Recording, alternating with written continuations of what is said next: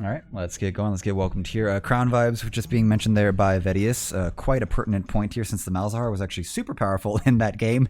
EDG did not have a chance, even when you thought they did with certain flanks there at the end with that last fight here. But the Malzahar pick for Showmaker, doing a lot of good work. Doing the Lord's work, doing Crown's work. It was worked for Crown to win a world championship. Why can't it work for Dom Kia? Showmaker. Now, so let's look here. What has been removed? What's going to be the adjustments here? Because there's a lot of like perma bans in here. The Twist of Fate has yet to get banned in this rotation. Rakan removed and the Kiana removed on the side of EDG. Nami and Yumi banned on the other side. And now the Graves here. So is Twist of Fate actually going to be allowed into this final? Is Twist of Fate going to be permitted? Rise is up, Twist of Fate's up, Yumi's banned. What else is sort of like the normal here? Aphelios was another major ban running through in this series here. You don't want to give it to Viper or Ghost. Specifically Viper, he's a monster. What are we at? Where are we at? Previous bans here, Lissandra, Poppy. Yeah, Talon, Kennen. Yeah, so it's going to be here. Twist of Fate, it has arrived here. EDG is going to be able to get their hands on it. Scout's going to get the Twist of Fate. We haven't seen this character since like groups, basically. Was not allowed to be played at all. Aphelios is coming on. It's going to be put onto Ghost here. Canyon getting his Lee Sin. Now we're getting all these fire picks in because EDG is just too scared of the consistent engage options that Beryl had with the Rakan, and the Kiana was quite oppressive. Granted, some of those last fights, his Supreme Display of Talent didn't hit anyone, but the amount of zone potential and the amount of just lockdown that it provides is actually just game-breaking. Jay's going to be locked in here for Flandre, and we might have an interesting variance here topside. Kennen is up and available for Khan. That would be pretty good and agreeable. Yeah, Xinjiao now for JJ. So topside advantage here for EDG is actually insane here if they can actually run this one through. Getting rid of the Graves is a good option. The neutralizer has been put into the ban pit. And now comes the great advantages, the great carry option. Are they going to get... They're not even going to worry about it. They're still leaving the support options open. Showmaker's going to grab the Silas, which is the standard reaction pick for the Twisted Fate. Can actually have a better cooldown for using the Destiny than the Twisted Fate because of just the lower cooldown on Hijack.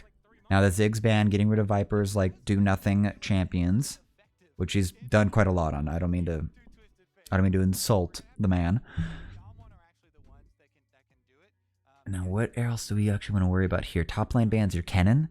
Yeah, because they did not confirm that. So Kennen can be picked up here topside, or at least banned out. Flange, the Aurelia can be taken away as well. So I expect Kennen to be the other ban here on EDG's side here. Rise, not really concerned anymore, as is not going to show up in this game. And now what's another AD carry ban that can take away from Viper? Because you kind of want to keep it in Ghost's favor. You could ban out the Jhin, the Jinx. So there's the other hyper carry for at least the AD carry role. It will be removed from Viper's options. He may be relegated to the Jhin, to the Misfortune. Misfortune, for some reason, still not showing her face in this final. And I would expect the Kennen ban here. Get rid of the ranged option, the other easy ranged character, so that Flandre ends up having a very easy time as Jason to a melee matchup. And it'll be the Lucian. That is another good takeaway here, because Khan would not be shy about taking that in topside against Flandre. And Lucian does end up kind of bullying out the Jace. So I do like that, but that does mean that I would expect Khan to pick up... He's going to pick up the Gragas. Alrighty, so looking to drink his way to success in the top side. Is going to eat all the shock blast thanks to his barrel of drink. And that will be it. So Khan actually going to fill out the role of a pseudo-tanky AP mage who actually can be a very good, very reliable form of engage with the flash body slam. So Khan kind of setting himself up here to be the major engage, be the major disruptor. Could even just end up isolating JJ or any target that they want on the side of EDG to really set up his team to just, kind of blitzcrank hook someone in with an explosive barrel. And now you're in a 4v5 situation. Mako is going to pick up his Leona, Jhin on Viper. And we did get to see in the last game how the CC follow-up from the Jhin can just end up locking down someone just forever. So anyone that wants to go in is going to have a very scary time. And it's going to have to be either super tanky or really lucky on getting out of the situation. Braum will be the last pick here for Barrel. Less than favorable on that pick. It hasn't shown up too much. 35% win rate at this tournament. So a lot of a very good defensive pick. It's going to be able to block out a few things. The Shock Blast, the Wild Cards, Viper's Ultimate's going to get minimal value, I would say. So a decent pick here from the Braum. Does allow for a really good brawl and a decent peel to keep Ghost alive. So this is looking pretty good. This is looking pretty interesting here for EDG versus Damwon Kia. Still kind of anyone's game here. These drafts end up being really hard to read, at least for me. I imagine Ellis and Dom have their own strong opinions about it, but for right now, it still feels like the drafting is still pretty even. I would put that the late game advantage does fall into Damwon's favor just because of the Aphelios and the amount of damage that character can do, but a lot of the early game proactivity does kind of look to be towards the Twisted Fate. A lot of good long range support with the Jin to follow up. So this is still looking pretty crazy. It's kind of a question of can ADG put Khan down hard enough and get Flandre ahead on this Jace, because we know the Jace can be a power pick. We've seen, legendary players in the LPL like Nuguri go down as Jace but still be a massive impact later on. I think we even saw that from Adam in the second round robin for Group B, I believe it was. So this is still a lot of opportunity here. Still a lot of options. There's no real it's not really any significant late game advantages being identified. I think it would actually have been really funny if Barrel brought in the Zillion, but I don't think he's got that kind of proficiency for enchanters. Now Mako could be forced to get away, and the Q from Barrel not going to land. I want to remember what the name of that spell is.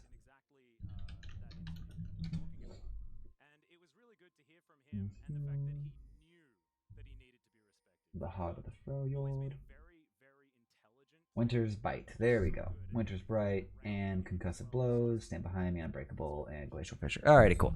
I remember everything that Braum does.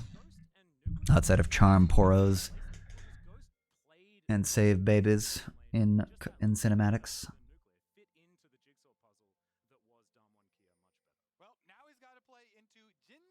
Looks like we're going to have red buff starts here for the junglers.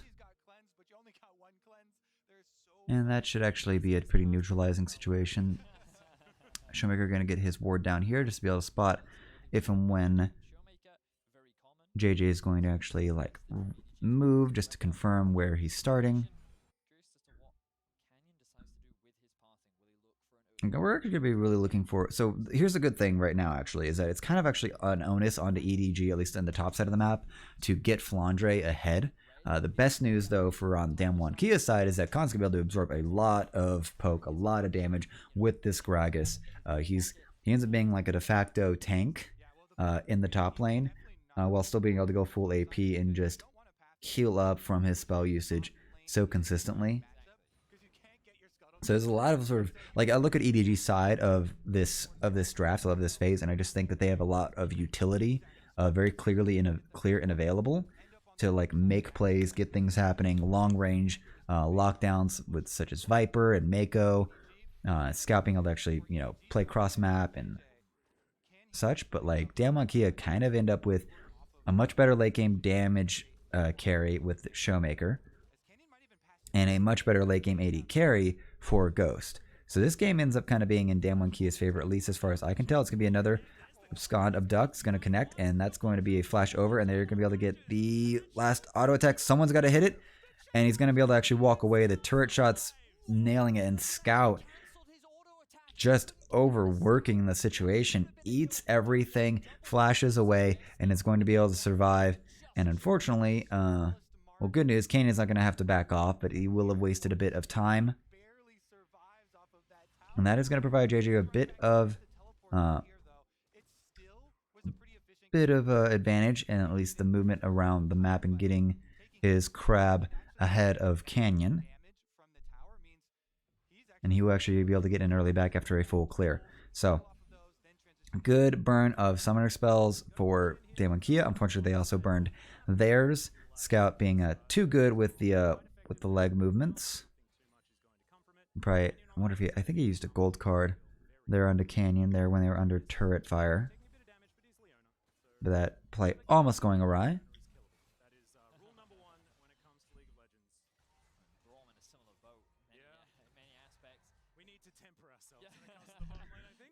Alright, so now where can JJ actually go with this? Because JJ will have a better time farming with the Xin Zhao. Much more, much better, much quicker jungle clearer with Xin Zhao compared to Canyon on the Lee Sin. Lee Sin going to be able to make a lot of very powerful plays.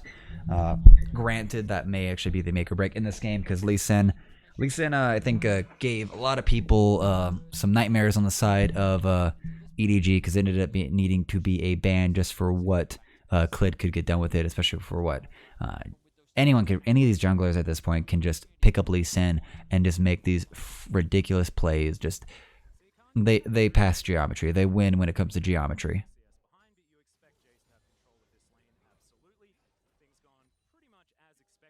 Balling grabbing a pretty significant advantage. They're actually going to fall down on a pretty good bit of CS here. Viper and Mako backing off. I think just getting maybe a bit poked out. Ghost can be able to shove that wave in, back off. And should be able to make it back to lane in time before the wave can even get pushed back into their favor. So very weird back pattern from Viper and Mako. Mako's gone out to mid lane, just looking around for trouble, looking around for wards. Jade is going to continue just leveling up to 6. And is going to continue this. Top side, not much really happening here.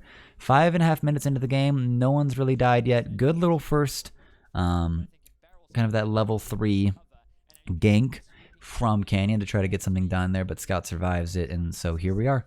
Still stuck, still nothing really to show for. CS leads kind of back and forth. Decent CS lead for JJ, 5 CS over Canyon, and bot side is actually working out pretty, looking pretty close. Ghost should be able actually to end up ahead. And that'll actually, see, that's actually going to be the really big problem here for Flandre topside. He's going to have to like get himself a Vampiric Scepter or something. And kind of baiting in Barrel and Ghost. JJ sitting in this brush. He knows he's not been spotted yet. And I think he's actually going to just worry about getting this Scuttle Crab. He's going to push Canyon away while Scout tries to actually secure it himself. Showmaker not able to really help out with that much. And the bot lane from EDG is going to be able to actually step in as well to make sure that gets secured. Alright, and so just little advantages here. Just little advantages being edged out. Level 6 is arriving soon. Scout's already on level 6. Same for Flandre. So solo laners on level 6. And now where are we going to play for? Does EDG want to shut down Ghost on this Aphelios, put him so far behind that he never gets to this 3-item power spike? Do they want to go topside and help Flandre try to beat up on Gragas, which will be a very tall task? That there's going to be a lot of disruption with the cask, with the body slam, flash available.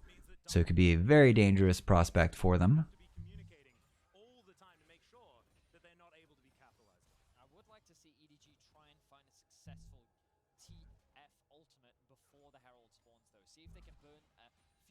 Maybe get an ultimate out here and there, just get that small advantage ahead. Every single game this series, there has been some contest over the Herald. Last game, EDG just kind of watched Damwon take it, but you know EDG is going to be in a position to try that objective because of how much both teams value that first Herald. Alright, JJ spot on plan is giving a lot of time here to the bot side. It's going to allow them to like push in the waves as they, as they need, as they please. But there's not really any advantages being acquired. Canyon's going to be able to actually grab the Herald on spawn without this is locating. JJ's backing off to, I guess, yep, he's going to get his Iron Whip and head for the Herald. But I think Damwakia kind of first to move on this, and they're going to be able to actually get what they want out of it. Khan dropping down to mid lane. I think maybe looking for a pick onto Scout. Scout with level 6. If they are wondering where anyone's at, they can just hit R. Yeah, Scout's way too wise to it. Now, I think what was really crucial there was just the awareness from Scout. A part of it is his pro player experience, but also he's looking at the map and he realizes, hang on, JJ was bot lane. That means that Canyon could have moved into our whole top side. Could move top side. Flandre or Khan was not showing in top lane, so there could be 2 people missing, and that is plenty of damage and CC available to make sure Scout doesn't have a chance of surviving. Damwon will start up the Herald. Khan's gonna go out and screen, make sure no one finds their way in. Get rid of the blast cone.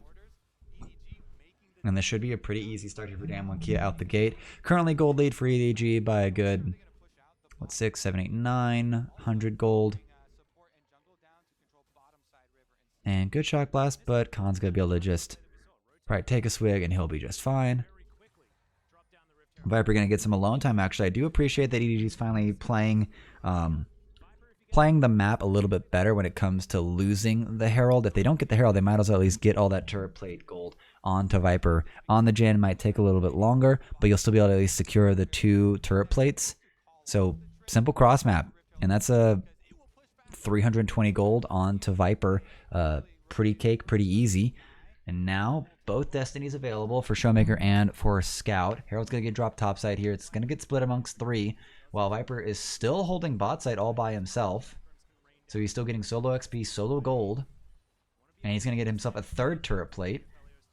So 3rd turret plate acquired here topside. Scout trying to actually make sure no one else gets anything mid.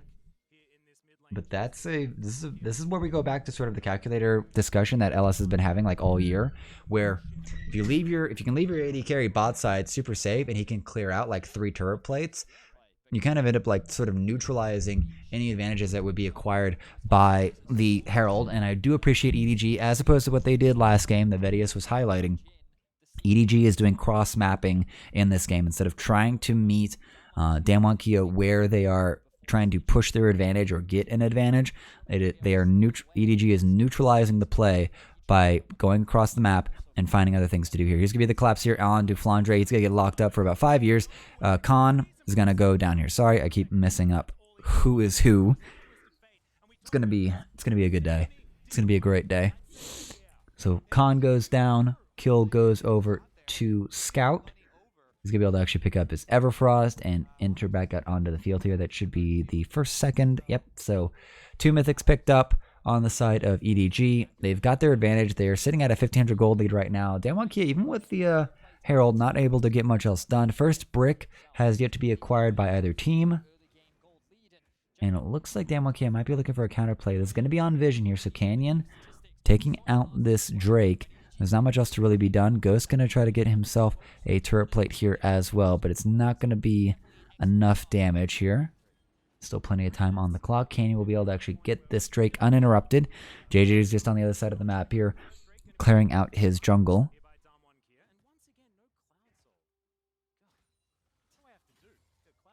Nothing but disappointment for you. Yeah, absolutely. As another plate being looked for here by Damwon on the bottom side, but they're going to have it denied for the next little moment. JJ looking for something here. Canyon waiting. And it looks up. A little stun there onto Showmaker, Everfrost. You see, that's like the superpower, and that's going to be an Ignite here from the spellbook. Mako going to be brought low here. Going to be locked down here. Concussive blows almost finishing up there, and that could have been a very dead Mako. Plenty of damage available for Ghost in barrel. That's going to be another turret plate over for EDG. So still sitting with a gold lead in their favor. It's not too significant still just yet. Mythic's starting to get finished up by everyone on the side of EDG. At least no Mythic yet on the side of Damwon. They're going to have to just play the map. And this looks like... Oh, Flandre forced to flash away here. Khan's going to jump on top of him and he's going to send him back here with the concussive blast here. But the follow-up from Canyon is going to be too real. And now the teleport from Scout is going to be less than ideal. They're going to try to turn this on to Khan here. But I think you're going to go down there, Scout. And JJ is going to be forced to just run away here. 2 kills go over to Damwon. It's going to be a kill for Showmaker and a kill for Canyon. And this game is starting to get a little bit spicier. These globals coming back in. The Twist of Fate being brought back in. And by proxy, Silas just to be able to match. And we have ourselves right back where we were in the group stage, where there's a reason these champions have been banned out permanently. And I think everyone's kind of happy to see them back. And I think everyone's just going to opt into just remembering how to play the whole map. But the flash body slam from from Khan onto Flandre just makes it so easy to clean it up. And now it just comes down to what can you do, because unfortunately they teleported in. So Scout goes down and does get the counter kill. So JJ does get the counter kill there onto Khan to equalize the situation just a bit. Gold lead's still 1,000 clean in EDG's favor, but that does set up a little bit of trouble. There's still a lot of fighting spirit here, and with these globals available, I want us to. I feel like it's going to be the last one we see for a while because of how the games have looked. Let's give you a jump on the barrel here. Mako in the area. Barrel forced to flash. Good discipline on the side of EDG is taking their advantage and running with it. Going to be able to get another scuttle crab. 2 minutes until the Drake, so not a lot to fight for down here necessarily. And Ghost is happily farming underneath this turret with a lot of his teammates waiting to back him up. And I think that as the game continues to progress, one of the things that we're going to be keeping our eyes on is the scaling advantage. Because I think that when it comes to straight up 5v5, Damwon have the stronger comp. Their engage isn't the most reliable. They are kind of relying on Showmaker to steal away some ultimates. But with the Aphelios... Play goes sour here for Damwon Kia bot side. It's going to allow JJ to actually do invade. Look for a camp to take. Clear out some vision. No major objectives up at this time. Yep, he's going to be able to go over and grab the Krugs. Khan's going to be able to come on over and interrupt this. Try to steal away some of these Krugs just to make sure it's secured. It doesn't look like he's going to be able to grab anything, actually. And it's going to push Khan further off this wave. He's still already behind by a good bit of CS. He's going to do his best to clear this one out.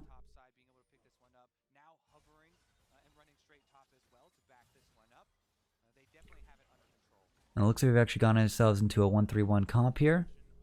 Viper and Maker are going to hold down mid opposite of Ghost and Barrel.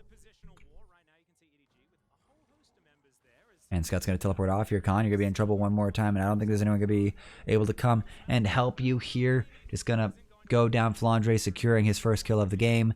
1 assist, 1 kill, and 1 death for him with a good 30-plus CS lead. And now it's going to be a question of what is going to be able to get done here for Damwon Kia while Khan is down. EDG on the back foot. And it looks like even early game leads are not going to be enough to actually secure EDG the kill. Or at least the game win here right now. Harold brought half. We're going to be sitting here 16. We're a little later than usual. We're at the 16-minute fight mark. Now Damwon Kia looking for a teleport coming in here from Khan. He is revived, but it's going to be too late here. Barrel's going to go down super early. And now Showmaker's in the middle of it. Mako forced to flash out here. Current call over the wall. And that will be a... I think they have to zone this one off. No, it looks like it'll be acquired by Flandre. So he'll be able to actually use the eye to at least further secure, or if not finish off this turret. Now JJ going to jump onto Khan, just going to delay him. Might provide the opening that Flandre needs topside to finish off that turret. Damwon Kia though going to do the counter play. They're going to be able to actually get themselves a second Drake in response to the first turret being acquired by Edward Gaming. Now they just keep actually getting to index into this. Flandre needs to figure out where he wants to put this Herald down. Usually it being on the jungler is just so it can be much more easily positioned on the map. Now, Barrel looking in the area, and that's going to be the go time. Flandre is going to have to end up he's going to be in trouble here. And that will be a counter kill there over for Khan. He's going to pick up the 400 gold. And that's going to be less than ideal for Edward Gaming. Flandre is overstaying his welcome. And good roam from Barrel, just being there for Khan, allowing for the counter play. And now Khan should be able to actually bridge that CS gap a little bit more. Flandre, I believe, will have his teleport back up by the time he spawns.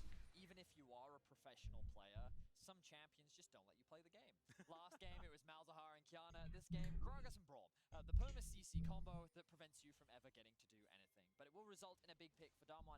EDG though maintaining control over the gold lead, and it's pretty interesting how things have pivoted. You know, we've seen a lot of like back and forth trades throughout this series, but now it is Damwon for the first time in this series that have firm control over the Drakes. They will invest in them very early, and we'll see if they can actually threaten the soul and force EDG into these fights when EDG really wants to try and attack sides and look for picks. Ghost could be put into a little bit of danger there. Plenty of damage going out from Flandre and company. Now it's going to be the Herald dropped here by Flandre, 4-man strong for both sides here. Khan's actually joining here, so 5-man strong. Scout in the wings. That's going to be a big route down there onto Showmaker. He's going to have to put out his Everfrost. Doesn't connect on anything, but the charge does go off from the Herald.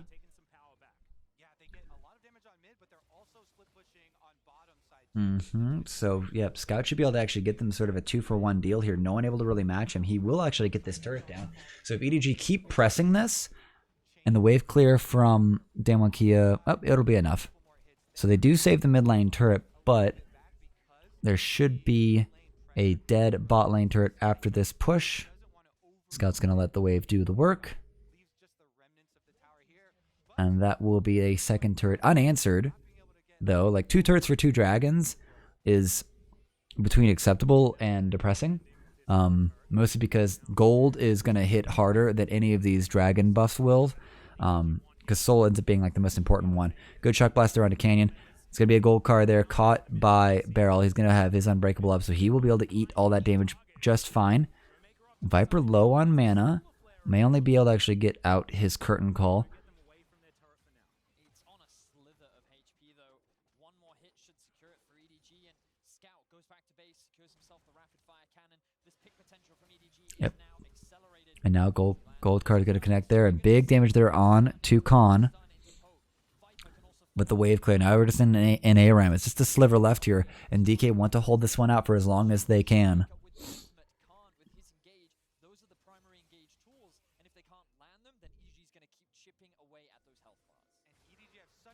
Ghost being put out by Scout. He's going to actually get the connection onto Beryl. The Solar Flow is going to miss. Only going to slow, but the root will connect here. Scout's brought low.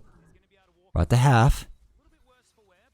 But otherwise, this entire play from EDG is kind of falling apart. They've given up a lot, but so have Damwon Kia. It's been a 5v5 ARAM for a good 2-3 minutes there. And now we're going to go back to your regularly scheduled programming, minute and 15 till the Drake pops up. And that's going to be where EDG is going to want to fight it. Scott's going to head off topside. Still has his Destiny available. I think he wants to just clear out this wave and back off, because they need to start preparing for this Drake, because this is going to be the most important Drake right now. So far, it's going to put Damwon Kia on Soul Point, primed for Soul.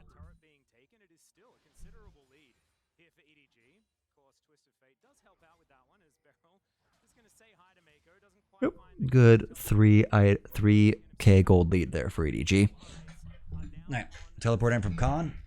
Damwon Kia, they are prioritizing this. They want to get this third Drake, because right now with the gold lead in EDG's favor, the Soul is kind of their only guarantee into this game.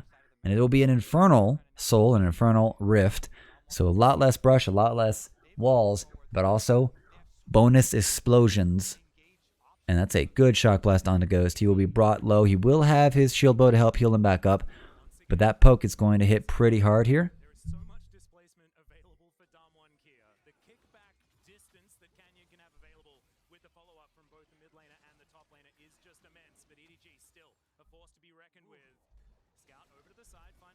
Yep. Scout is going to get poking out here. Does have the rapid fire cannon, as we mentioned, so his ability to reach out and grab someone with the gold card is going to be pretty potent here. Dragon's going to be putting the damage out onto Damwon Kia. Shock Blast goes wide. Ghost and Canyon working on the Drake, while Khan and Beryl try to peel, try to keep everyone pushed back here. Viper's got access to it. Showmaker is going to jump on into the pit. He's going to look for it. He's going to miss it. He's going to actually get the jump on to JJ, but JJ will be forced away here. But the Dragon has reset. It's going to be brought down to like 900. It's going to get secured by Showmaker of all people here. Now Damwon Kia is standing tall, standing alive here. Showmaker is gone gold, and he's absconded, abduct into the enemy team. And now here comes the finish off from Shock Blast. Going to run just short. Khan is going to get out by the sliver of his health.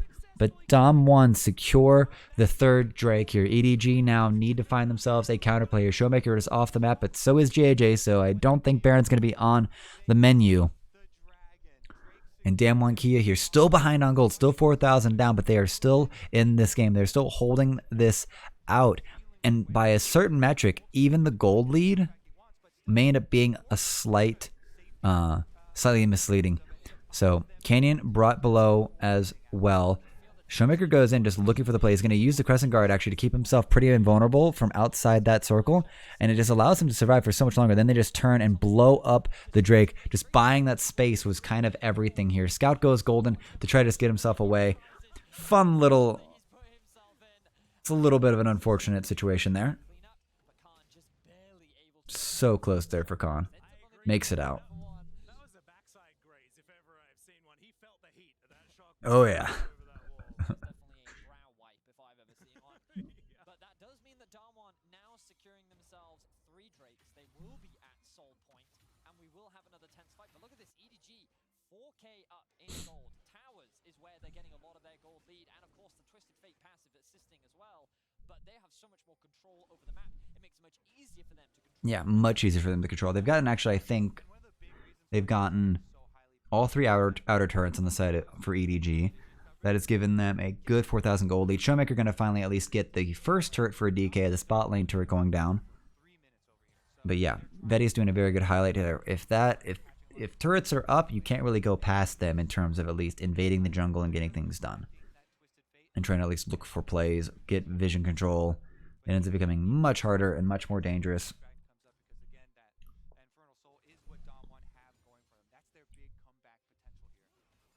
Well, it's sort of the best comeback potential that DK have right now. The Aphelios will skill into a monstrous pick. He's going to get his 3rd item soon enough.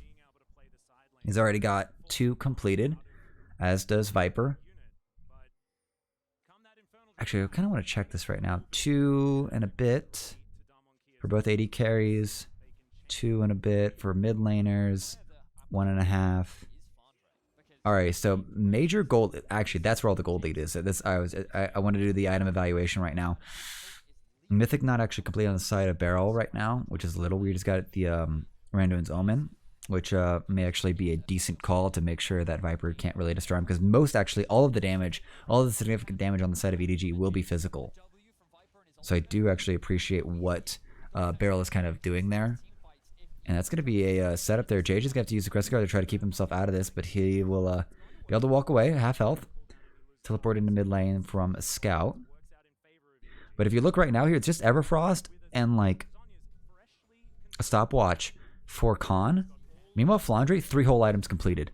He has been able to do a monstrous work here. He's actually probably even going to approach putting a Flame Horizon on the board here against Khan. 254 to 189. He's got himself a 60 CS gold lead right now. 5, 6, yep. So 60 CS lead for EDG for Flandre right now is pretty much a big deal. Granted, Khan doesn't need to really do much more than absorb damage and displace people, be a form of peel or engage. But that's where the gold differential is right now, because there's not much else really to be said in terms of a significant amount of kills or a significant amount of CS. Yes, Scout on this Twisted Fate's getting a lot done in terms of just his passive with the loaded die, but the CS advantage and the turret and turret plate advantage that was put onto Flandre early on in this game is what's allowing him to be such an impactful part of EDG right now. And honestly, if they probably get him taken out early on in the fight, it would actually remove a larger portion of gold or effective gold than it would be from removing anyone else on the side of EDG. So Scout, looking for a pick right now. Looking for that long range card, gold card. Now here comes the chokes, trying to push through their jungle, trying to find their way on in. This Infernal Drake is going to be up in 10 seconds. And a decent bit of poke coming out from Ghost, going to try to get mid-wave pushed. Now Showmaker trying to grab that flank position. Stun on a barrel, but it's not really going to be doing much. That Unbreakable going to be able to get a lot of work done. Flandre needs to start getting some really good poke out here if they want to actually if EDG wants to have a good chance on this fight. Showmaker wrapping around. He's going to get spotted on this blue ward. But now they know they're getting surrounded here. Showmaker with the Crescent Guard available. He's going to be pretty much hard to kill in this and going to be able to actually get the movements off here. Viper's going to actually get at least one shot off. Flandre's going to actually go over the wall here. It's going to be a dead Lee Sin here. And now the fight has sent off here. And now Viper He's brought low here, but now this is going to be a fight here for Damwon. They're going to run over EDG right now. Showmaker here for a secondary flank around to Flandre and Mako, but that's going to be Shutdown Gold given over to Showmaker as well. And the jump from EDG is crisp, is clean. Canyon goes down early, and that's going to be just a simple and super clean team fight. This is the team fight prowess we were talking about for Damwon from the LCK into Worlds and through this entire tournament. They are still looking like the best team fight team from a gold deficit, and now they brought it down to just a 1k differential, and they have Soul Point. So Canyon looking for it. He's actually going to get brought over, get gold carded. He will get locked down here entirely. Nothing else is really done here, but JJ is super deep as well. But Khan and Showmaker just dive on in, and they blow up Scout, and Viper gets taken out eventually. But yeah, they just blow up the JJ and Scout.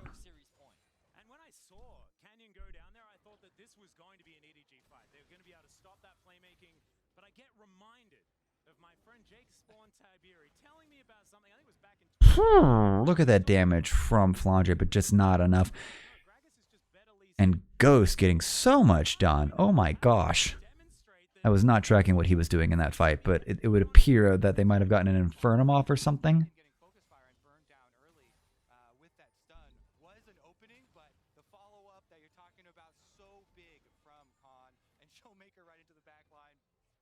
It was just the way in which EDG were being herded, you know? Yeah. Initially, they lost control over mid, then they lost control over the river, and slowly they were being pincered in, and this is one of Damwon's many great strengths. Their ability to teamfight, their ability to navigate these situations is what has made them a world champion before, and is what could very well make them world champion again. Yeah, they were able to bide their time through all of the early pressure, playing that cautious game, giving the respect for the Twisted Fate plays and all the attempted picks coming out from EDG.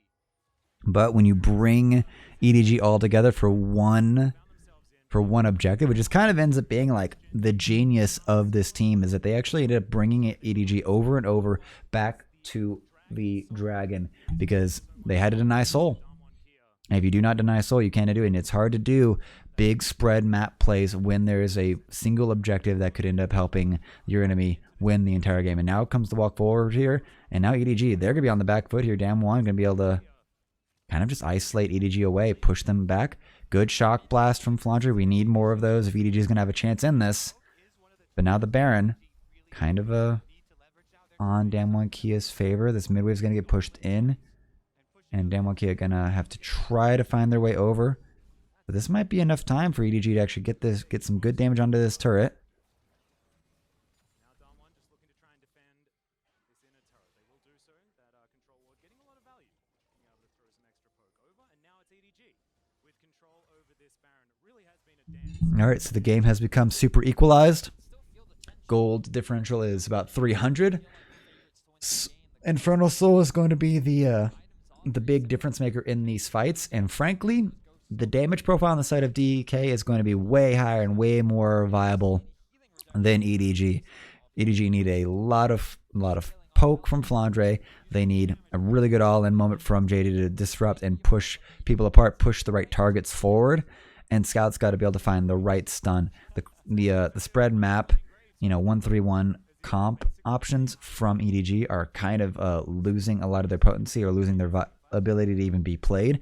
And now, because now Damwon here, they have their solve here to deal with the Twisted Fate, to deal with the spread map. It is to threaten a major objective that forces all of EDG to arrive. And it's going to be a long walk actually right now. Viper and Flandre super far away, and this is going to be a pretty free situation. White and green gun here for Ghost. Range and high damage. That's going to be just a jump over. Mako's going to go super low here. Scout looking for the right catcher, but they're just going to be able to barrel through it. No pun intended. And now DK bully EDG out of the river, out of contending for that. JJ's forced to flash. He is out of the pit. Mako has to go back to base because he doesn't have the HP, and Damwon can immediately go back to the Baron, and it melts thanks to the damage from Ghost. Still not with all three items, but it will be plenty, and that's going to be a good curtain call. Going to try to put a lot of damage there under barrel now, but this is going to be where JJ has been able to actually do good work. And he's going to kick in, and that's going to be a dead Flandre, and that was so quick here. He's gone golden to survive the rest of it, and now comes the shove forward here. I'm sorry, Scout, but you're not going to have a chance. And now Viper is going to get collapsed on. Nice little Destiny here from Showmaker. Good flash away from the Abduct. But Showmaker's going to chase him down here. And there's going to be the second. And this game is gone into Damwon Kia's favor. They look like they are primed to get themselves on to championship point. They are going to be able to secure this Baron. And with the Infernal Soul in their pocket, all EDG have a hope of actually is getting the Elder Drake. But I don't think they're going to be able to get that because right now, Damwon Kia should be able to back reset, get the waves pushed out, and pretty much turn the entire map against EDG. And they're going to be able to probably black out their entire bot side of their jungle.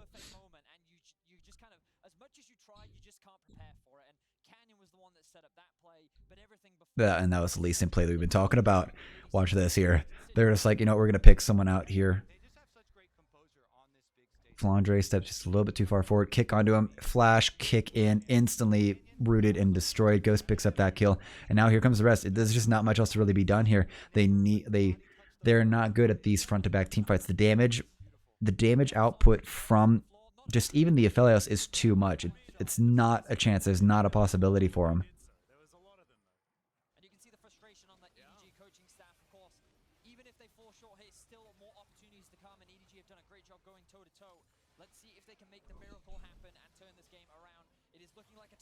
Oh, I don't think that connected. He's going to be able to get a couple of pokes off there. Not necessarily a relevant point, but this Baron so important, and the fact that Damwon Kia have hit their stride with their composition is just so important. Khan, off to the side, he can play bodyguard so beautifully on this Gragas as well. And he's got full AP Gragas, so there is plenty of nuclear potential. It's going to be an engage. Abduct misses from Showmaker, but he's going to put out the Crescent Guard here, and this is still going to be a one fight here. Khan's going to go golden to buy more time and space for them, but Meke is going to go, and Beryl is still alive after all that. Him and oh, they're so low. Oh, and Scout with a cheeky backside kill, but double kill for Ghost. And it's going to be actually the run-in now. It's just going to be Scout alive. But this Baron buff on Damwon Kia, the damage available. Scout trying to back out, but there's going to be 4 alive. Plenty available on Damwon Kia. And at 35 minutes in, they're going to be able to actually secure themselves their second win in this series. And now EDG going to be put in the grinder, going to be put on in a corner. Can they find their way back into this? Nexus about to go down. Scout doing his best to hold it out, but it's not going to matter. It's going to get secured by Canyon. Championship point prime for Damwon Kia.